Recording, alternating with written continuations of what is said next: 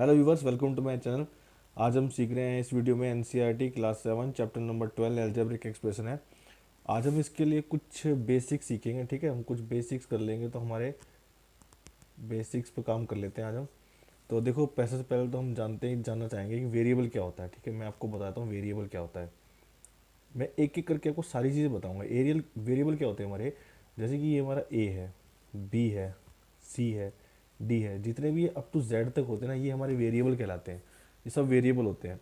जैसे मान लीजिए कुछ एक्सप्रेशन में एग्जांपल देके मैं आपको बताता हूँ। एक्सप्रेशन में ऐसा लिखा होता है, जैसे 4x लिखा हुआ मान लो, तो ये जो x है ना हमारा, ये जो x है ये हमारा वेरिएबल होगा। ठीक है, मान लीजिए ये लिखा हो 4z लिखा हो, तो ये z भी क्या हो जाएगा मेरा, ये वेरिएबल हो जाएगा। ठीक है, मान लीजिए 4c लिखा है, तो मेरा ये जो सी है ना, ये भी मेरा क्या हो जाएगा, वेरिएबल हो जाएगा।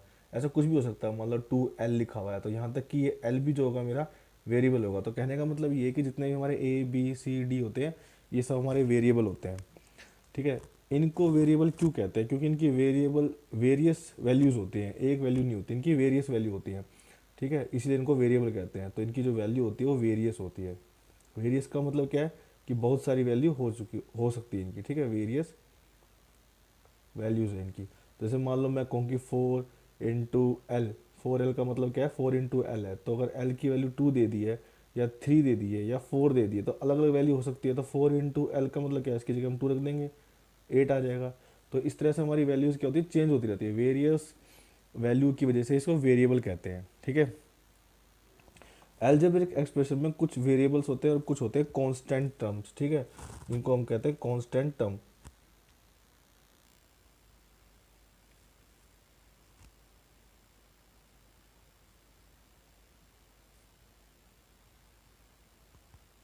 एल्जेब्रिक एक्सप्रेशन में कांस्टेंट टर्म भी आएंगे। कांस्टेंट टर्म वो होते हैं जिनके साथ वेरिएबल नहीं होता है। ठीक है, खाली जैसे 4 हुआ, 2 हुआ, 3 हुआ, इनको कांस्टेंट टर्म इसलिए कहते हैं क्योंकि इनकी फिक्स वैल्यू होती है।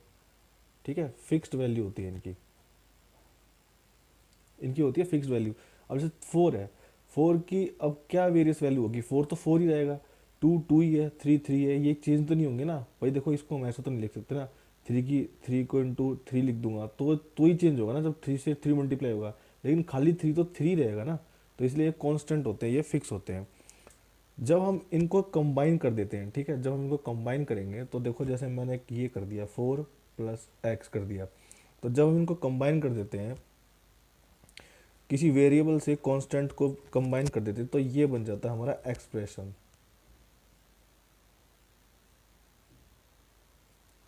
ठीक है, एक्सप्रेशन बन जाता है। जैसे कुछ इसके बहुत सारे एग्जांपल हो सकते हैं, जैसे आप ये भी ले सकते हैं 2x + 3 भी ले सकते हैं। तो ये जो हमने वेरिएबल्स के साथ इसको और इसको रख लिया है, तो ये हमारा एक्सप्रेशन बन गया।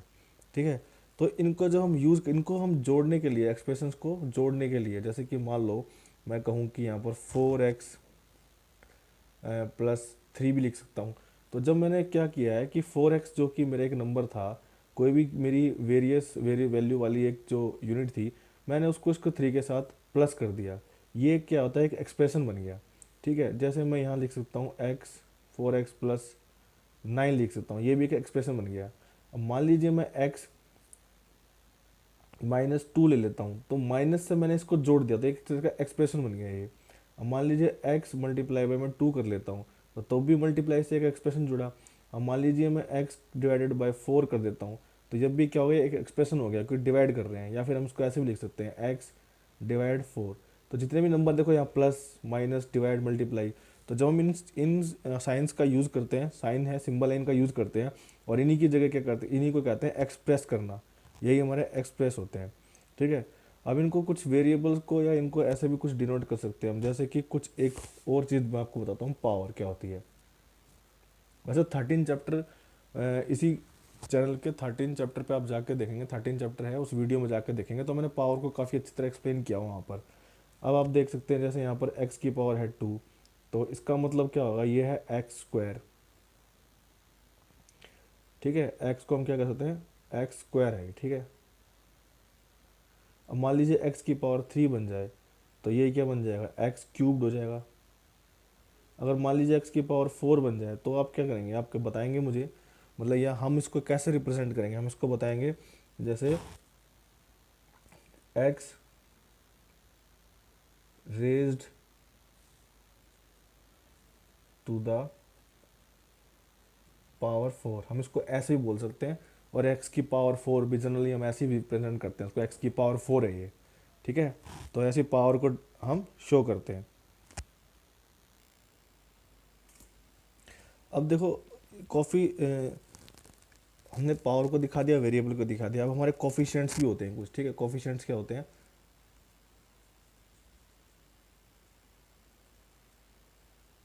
कोफिशिएंट्स होते हैं जितने भी हमारा 1 2 3 अप टू जितने भी नंबर होते हैं हमारे कोफिशिएंट होते हैं। अगर एक्सप्रेशन ऐसा लिखा हुआ है 4x लिखा हुआ है या 9z लिखा हुआ है, तो जो नंबर वाला हिस्सा है ये हमारा कोफिशिएंट होता है, ये भी हमारा कोफिशिएंट होता है, ठीक है। इसको हम लगे पहचान लेंगे, ये हमारा कोफिशिएंट है। अब अगर हम बात करें लाइक्स और अनलाइक टर्म्स की, कुछ होते हैं लाइक टर्म्स,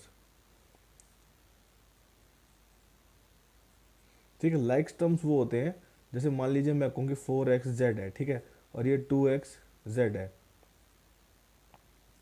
और इसको ठीक से लिख लेते हैं 2xz।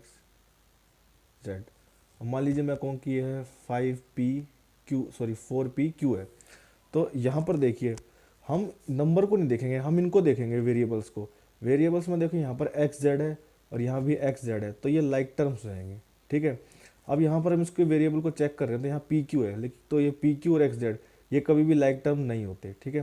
तो अगर मैं ये कहूँ कि मान लीजिए 2ab है, फिर 4ab है, फिर मैं कहूँ 3x जेड पी ले लो, ठीक है, फिर है मान लो 5ab है, और फिर हमारा 6zx है, ऐसा कुछ है।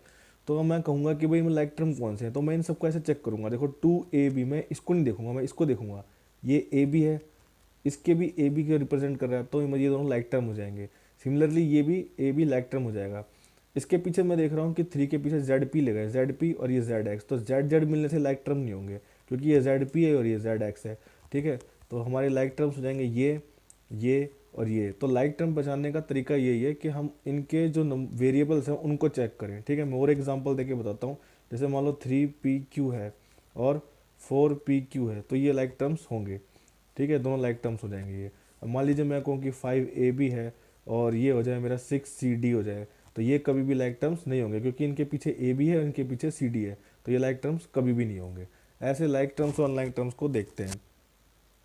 अब हम देखते हैं कुछ ऐसी चीज़ें जैसे मोनोमियल्स है। मोनोमियल्स होता है एक टर्म, ठीक है, कोई भी एक टर्म जो होगी ना आपकी वो होगी सिंगल टर्म होती है, ठीक है।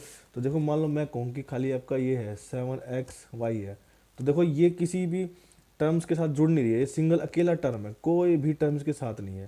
देखो मैं आपको बायनोमियल और बताता हूँ, फिर आपको ना एकदम क्लियर हो जाएगा।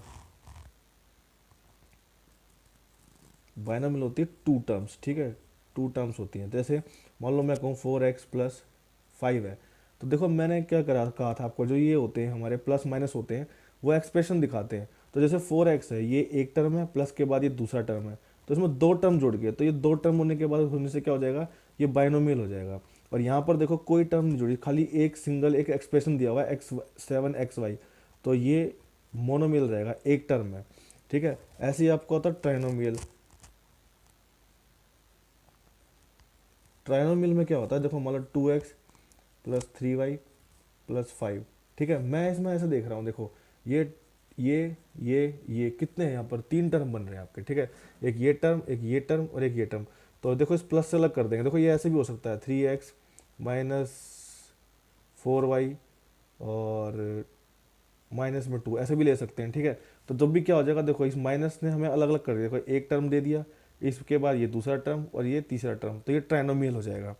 और ऐसे एक से ज़्यादा जब हमारे पास ऐसे एक्सप्रेशंस होते हैं, जैसे अगर मान लो मैं कहूँ कि जैसे इससे ज़्यादा ट्राइनोमियल, इससे ज़्यादा ट्राइनोमियल, मतलब ट्राइनोमियल हो या बाइनोमियल हो, या एक टर्म से जब भी ज़्यादा एक्सप्रेशंस होंगे वो हमारे पोलोनिमियल्स कहलाते हैं, ठीक है। पोलोनिमियल्स देखो, पोलिनोमियल्स क्या होते हैं, एक टर्म से ज़्यादा, मान लो अगर ये 7x है, y है, ठीक है, एक टर्म है, इससे ज़्यादा मतलब 2xy लगा लो, +5 लगा दो, देखो कितने टर्म हो गया हमारे, 1 2 3, तो ये क्या पोलोनोमियल्स हो गया, ठीक है। अब ऐसे भी इसको रिप्रेजेंट करा जा सकता है, 2x² प्लस 5y प्लस 2 लिख सकते हैं। तो ये भी क्या बन जाएगा, ये हमारा एक पॉलिनोमियल बनेगा ऐसा, ठीक है। मान लो 2x plus 3y mine equal to minus में 5 लिख दो तो भी क्या बन जाएगा, एक पॉलिनोमियल बन गया, ठीक है। तो गाइज आज हमने बेसिक्स कराया है 12 चैप्टर का, और 12.1 हम नेक्स्ट वीडियो में करेंगे। आज आपने सीखा वेरिएबल जो कि वेरियस वैल्यूज़ होती हैं, कांस्टेंट टर्म होते हैं जो फिक्स्ड वैल्यूज़ होती हैं, और हम इनको कंबाइन कर सकते हैं एक्सप्रेशन से प्लस माइनस डिवाइड का यूज़ करके, ठीक है। प्लस माइनस मल्टीप्लाई डिवाइड का यूज़ करते हैं। पावर 2 होगी तो हम स्क्वायर्ड कहते हैं, और 3 पावर होगी तो हमें क्यूब्ड कहते हैं। और अगर इससे अधिक पावर होगी तो हम उनको ऐसे पूछते हैं, जैसे 4 की पावर 4 है, 5 है, 6 है, या 4 रेज़ टू पावर 4 है, ऐसे करते हैं, ठीक है। कोफिशिएंट्स जो होते हैं हमारे वो नंबर होते हैं। और उसके बाद में हमने सीखा लाइक टर्म्स कैसे होते हैं। लाइक टर्म हमेशा हम वेरिएबल्स को चेक करके निकालते हैं। और मोनोमियल्स होते हैं हमारे एक टर्म, बाइनोमियल हमारे होते हैं 2 टर्म, ट्राइनोमियल्स होते हैं जिसमें 3 टर्म होते हैं। ये टर्म अलग अलग होते हैं एक्सप्रेशन से, जैसे प्लस माइनस के जो बीच में निशान होते हैं इनके। और अगर एक से ज़्यादा टर्म को शो किया जाए तो वो हमारे पॉलिनोमियल कहलाते हैं। पॉलिनोमियल वो होते हैं जो एक टर्म से ज़्यादा टर्म को शो करते हैं, जिनको एक्सप्रेस किया जाता है 2 या 2 से अधिक टर्म से इनको एक्सप्रेस किया जाता है, दैट इज़ पॉलिनोमियल्स। तो अब हम बेसिक्स सीखने के बाद अगली जो एक्सरसाइज करेंगे नेक्स्ट वीडियो में, तो हमें अच्छी तरह समझ में आ जाएगा। गाइस वीडियो को देख के लाइक कीजिए, शेयर कीजिए, कमेंट कीजिए, और मुझे बताइए और किस टॉपिक पे आपको वीडियो देखना है। Thank you.